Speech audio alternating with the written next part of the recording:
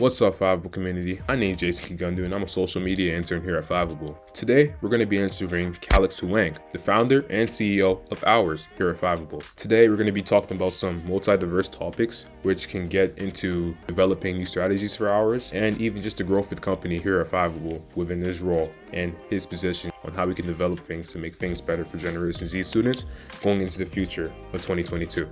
I hope you guys really enjoyed this interview, and let's get tuned in.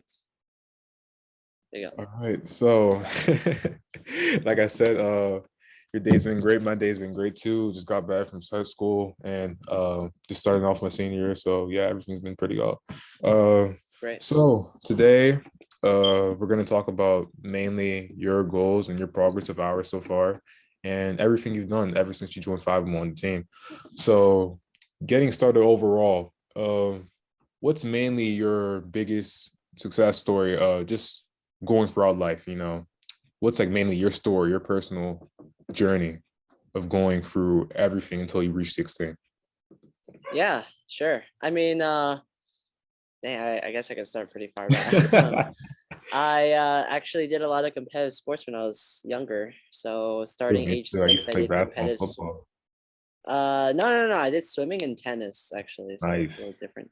So I did competitive swimming from ages 6 to 10. It was like I did like junior Olympics at my best. I was like pretty good. Like both in swimming and tennis, I was like pretty good. Like I was better than most, but like I was not the best. So like Mm. I was pretty good at swimming, and then I quit swimming to do tennis.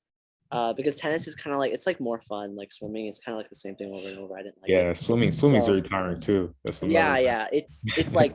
like practices are always brutal. So I switched to tennis, and I was like again I was pretty good, but I wasn't the best. I think at my bet I when I played from ages 10 to 13, and I played like borderline nationals. I think I was like top 50 in California at one point. But obviously I trained with a lot of really great people, Yeah. but it just wasn't the best, right? So I ended up quitting tennis because I couldn't really handle the competition. I think I was still too young. Like I was too young, and I wasn't like I didn't handle competition well, and still I guess maybe I don't Like you handle it the way I like wanted you to. like if I give like, a generalization on that, basically you didn't think you matched up to someone like Roger Federer, something like that level. Yeah, no. Like the thing is that if you're not going to be like there's only so many career paths you can take Yeah, in sports in general. Like you can either be a professional or you can be a coach. And I don't want yeah. to be a coach. So you got to be a pro, but being a Or pro is even a not a staff joke. member, what's it called? Assistant teams, facility teams, like for the Yeah, NFL. yeah. Yeah. I don't know if I But wanted to do that. And so it's even like, that's really competitive. So yeah, exactly. So it's just like, okay, well, there's like it's like the barrier to entry into getting a good career in sports is like so high, and it's like, okay, I don't think I'm cut out for this. So I yeah. quit. And I actually went like a couple months without doing anything. And then by then I finished my 8th grade year. And then I ended up coming across Udemy, which is an online platform to like take online courses, learn skills. So it's similar to Coursera, Udacity, Skillshare. And so I found a course on like ethical hacking actually on Wow. that platform. And it was just like because my parents were obsessed with the website, they were telling me to check it out. And I didn't check it out for the longest time because I was like, I don't know, I wanted to rebel, I guess. So I was like, oh, I'm not gonna look at this website. But then one day I was like so bored. I was like, okay, I'll look at it. And then I found this course. So I took it. It was like $12, 13-hour course. And I First took it, of I course. finished it Yeah. in like 3 days. It was Wow. The hustle. like, but I spent Getting like it done. 8 hours each day. It was eight like I hours each spent day, double the just amount just of time. nonstop. Like, Yeah. did you It even go to was, eat or just straight on screen 8 hours? yeah. Wow. Exactly. It was so fun. Like because Just I learning. felt like I was doing something cool, but I was just using my brain. I don't know why. I think I was like I think I was like pretty stupid back then. Like I was like, dang, I'm using my brain. This is so cool, right? Like because Mm. like there's always like when you're in sports and you're training so much, it's like, dang, like if you get injured, there's only so much you can do. That's one Um of the main ways I felt. Growing up, I played football and soccer. yeah. One of the main things that came with football was injuries. And like no matter like how good you stretched, like to prevent those injuries, no matter like how good you were on your singular team, like let's say like little league, or let's say middle school soccer, or even like just like intramural football. Once you reach that high school ball level, even if you were the best player on your team, like in any specific area, high school you might not be the best player. You reach Right, right. D1 or D2 or D3 college sports, you might not even be the same level. So one of the main things that I had to change and then go through my process was I had to just change my options and then just look at what you really want to do in the future than going through the same processes every single time. So Right, I right. totally agree with you that time about how you changed your opinion on tennis and then you went to a whole different career option. So Exactly. yeah, Exactly. Yeah. So I kind of went through that, and I'll speed up so we have more left of this interview. But I got into that, and then I moved into programming since then because it was like, um, I heard that like specific programming languages were related to what I was doing, so I was like, oh, I want to get into this. So I got into like Python and such, and machine learning, data science, and then I switched into web development, and that's what I trained on. And so went through a lot of web development stuff, built a lot of projects, got into entrepreneurship, started my first company, and then ours was my third company for a company. to date. Yeah, and then that was the one that ended up doing pretty well. Okay. Okay. My next question would be, what made you start hours? Like, what was the base general idea of like, just thinking maybe just like one day in your bedroom or one day at school, you just like had a quick thought in your mind. How about to create a study tool for fellow students like me in Generation Z to help them with homework and then with helping their friends study as well?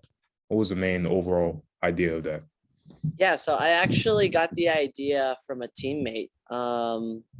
Back in May of 2020, I was volunteering at this intercollegiate nonprofit. It was like for data visualizations for COVID and stuff. And so I was kind of volunteering there in my time. And a teammate, she invited me to the Slack channel and she showed me this WordPress article, which we link on the Hours website actually. And it basically describes a productivity technique called Hours, which is where the name comes from.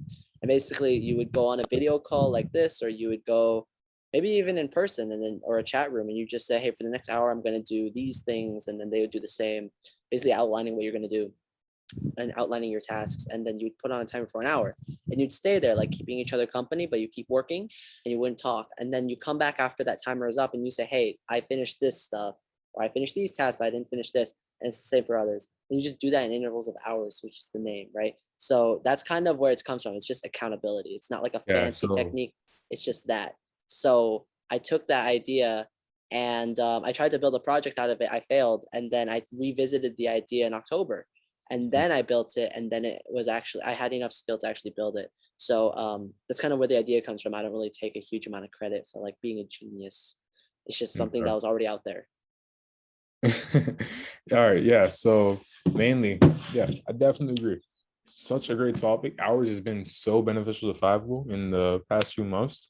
One of the main things that, yeah, I definitely agree. The accountability part, just being responsible. How you said that you create tasks and then for hours you'll be working on them, then you will come back and report the tasks that you didn't finish. Just, streamlining what did I understand, what didn't I understand. So you and your team is like an accountability partner which puts you in check for your own responsibilities in growing in whatever subject or topic you may be studying right now, whether you're in school, college, or maybe even studying, for an interview or your major job that you might want to pursue. So that's definitely something that we want to look into. Right. Okay, so next question. What previous startups have you engaged in before? Like, say it's not your personal companies that you've coded and then developed into, but mainly like a startup that you may have joined, but further pursued off of. And you don't have to say the name. You can just like give like, a description. Yeah. If, you don't want to be vague about it. Yeah, yeah, for sure. So like I said, I was my third company. My first one was called Artexo. It was really like, it's not even a startup. It was something that was like a wannabe startup. I Want to didn't be really startup. understand what I was doing. It was my first company, and so Okay. It was basically like this umbrella software company for student products, and so I worked on that for 5 months with a big team, and ended up selling it. Um, Mm, just because I didn't really want to work on it anymore. So it's not like it wasn't like a big acquisition at all, but it was my first one, and we had contracts and there was money, but like it was really such a small amount of money that I don't even tell anyone. yeah. Like if you talk to me one on one and you ask me the right questions, you might be able to convince me to tell you, but it's like such a small amount, like it doesn't even matter. So in fact, I gave away most of the money, so it's like okay. So I started a second company after that, which was called One Academy, which was an ed tech startup. It was like Udemy, but all of the content was crowdsourced from YouTube. And so, that was definitely my first taste of like running a real startup, I guess, or like what like a more Like more of an accurate version of a startup, official startup. a Yeah. more official, right? Yeah. So I worked on that with a co-founder, and that closed after 5 months because there wasn't like a good monetization model. Like this is still YouTube's Mm, content, even though we can use it, we can't monetize it, or else that's against their terms of service. It was like mm. there was a lot to it. Yeah, So copyright strikes and everything. yeah, but I learned a lot from it. Like I learned a lot about product, and I learned a lot about technicality building and things like that. So I don't regret that at all. I have interned at a lot of different places.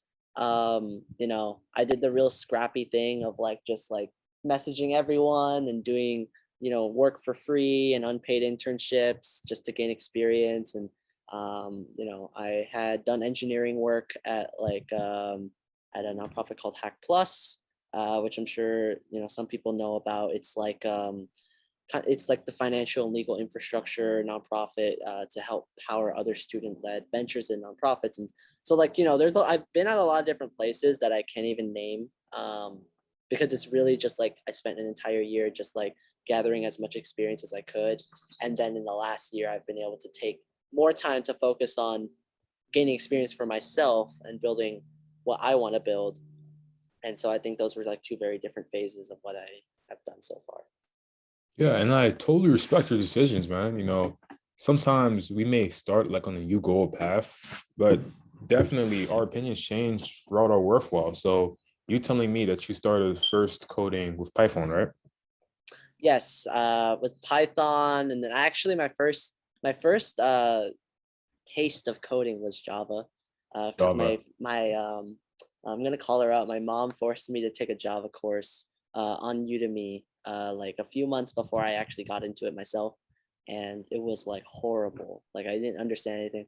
And looking back, I'm looking at the course that she made me take, and it was literally like the most dry course she could have picked. Like the dude was like 800 years old.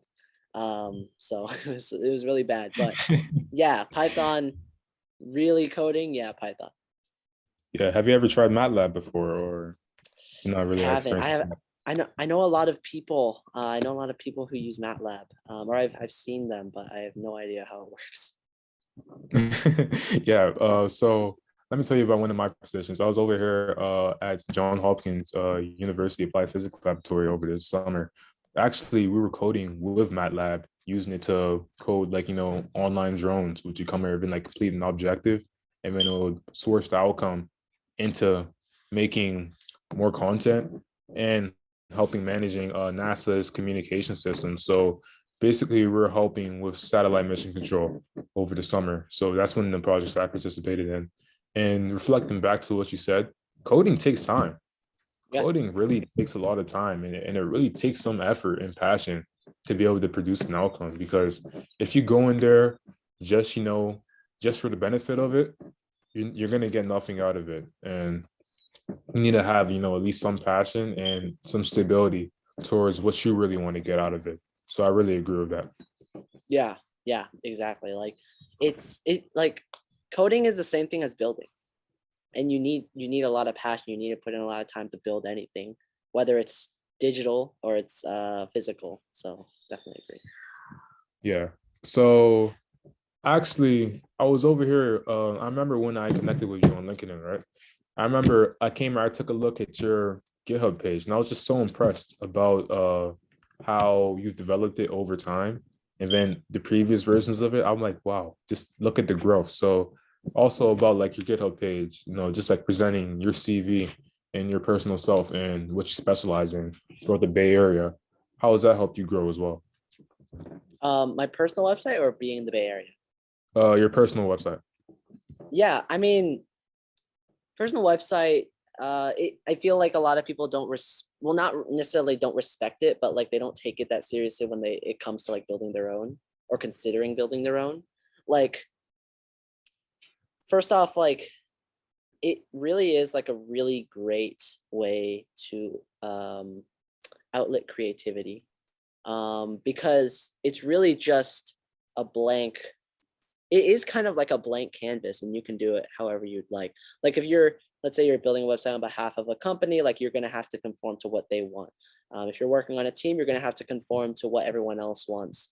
But like when it's a personal website, not only is it just your website, but it's also about you. And so it's really a great opportunity to give a little bit of a taste through design about who you are and what you like to do. And I mean, like people can design it however they want, but like, just to see people's websites about themselves, like be so dry and so plain, like unless it's on purpose, like there's so many more things that you can do. You can use design to kind of give a sense and give a vibe of like who you are. Because the thing is that your website is really a good encapsulation of your brand. It's not the entirety of your brand, but if you look at it, like your digital brand is basically what do people think of you and what people know about you and what do people say about you when you're not there, right? Yeah. And so your website can include all of the information that you'd want it to be that's public, and you can format it the way you want. And so I've redesigned my website at least 5 times because I care a lot about not necessarily how other people see myself, or how other people Yeah. see me, Hmm. but more about I want people to see me in the way that I want them to see me. So, and I think using specific designs and formatting information in ways that I want it to be formatted, I think it's just such a great way to be artistic in such a field that can be very dry and very like robust and cold. Like, in engineering, it's like there's not always a chance in most cases. As an engineer, you don't get a chance to showcase your creativity because you're either building things that other people want you to build, or you're building things that have no visual aspect whatsoever.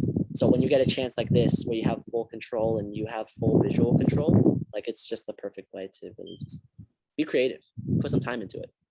Yeah, definitely. Having a creative vision throughout making those websites is one of the biggest things ever, because I can tell you personally on tons of times. You said like just engineering roles.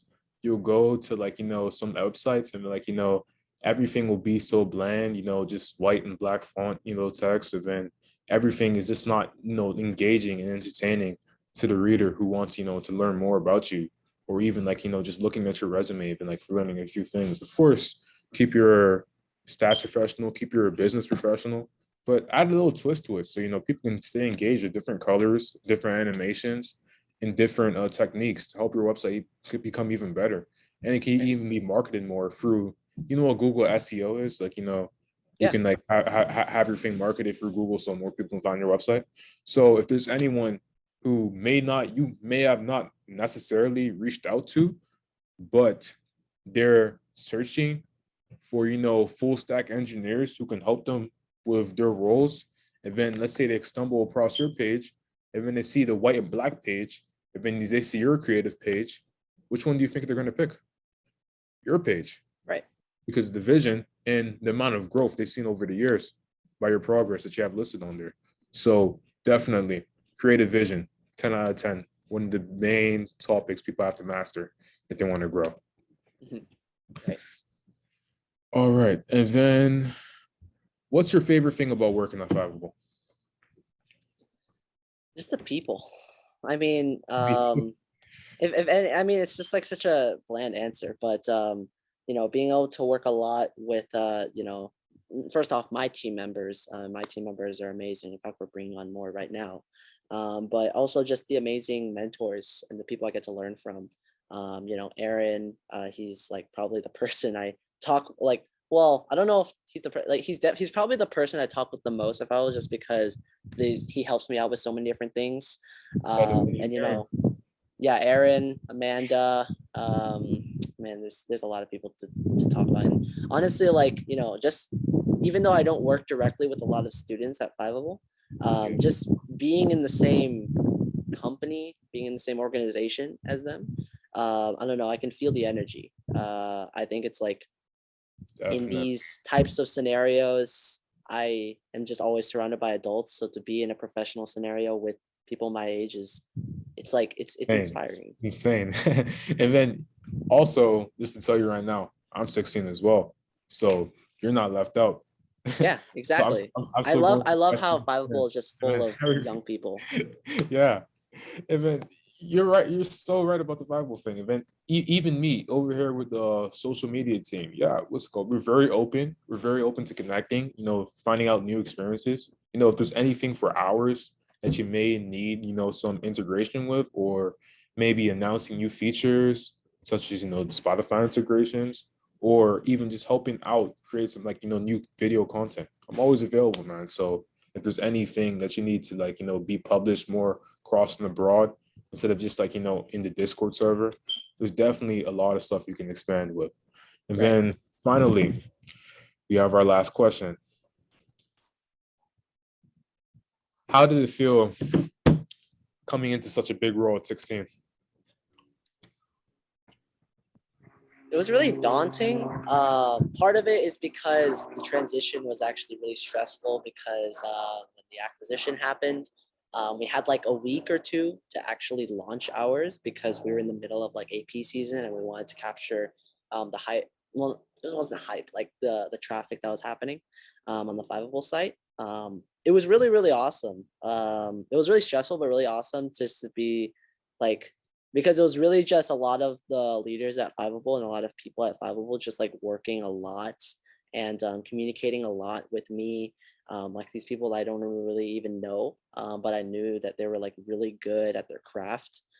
Just to see them like working really really hard alongside me just to get this thing out was really really like really motivating. And I was like pretty burnt out by then. So like if it wasn't for that motivation, I probably wouldn't have got anything done. But yeah, I mean, I think it was definitely really hard transition just because of that. But even now, it's like there's so many things that are happening that I can't even like keep track of a lot of the things that I have to do. And that's why it's been really helpful to have Aaron and then also someone on my team named Nico. Like they've just been taking so many things off my plate that makes my job so much easier. So it was really, really, really tough. In fact, I still consider myself to be transitioning, but it's getting easier. So it just took a little bit of time. Yeah, man. All of us here at the Fiveable team, we're very proud of you. We're just honestly astonished by, how much a 16-year-old can do. And that just shows everyone, doesn't matter what age you are. Of course, some places you may want to start at may have age requirements and things, but if you just want to start going on YouTube or maybe your personal device at home, or even just start going to the library and like, just picking something up that you're passionate for, and then you just work on it with a creative vision to produce something so powerful, just like how you've done, it's honestly so amazing. And it really just inspires the hell out of me. I know it inspires a lot of other people who you may have never even spoken to before, who've heard your story on the news or for real Fiveable Discord. So I'm really happy and really excited. And coming into this year, 2021 through 2022 at Fiveable, we're full steam ahead, you know, Yeah, thank getting you. getting Appreciate stuff it. done. And, we're just very, very pumped, very motivated, like you said. And this year is a very big year for us. So let's get it. Yeah, for sure. Awesome.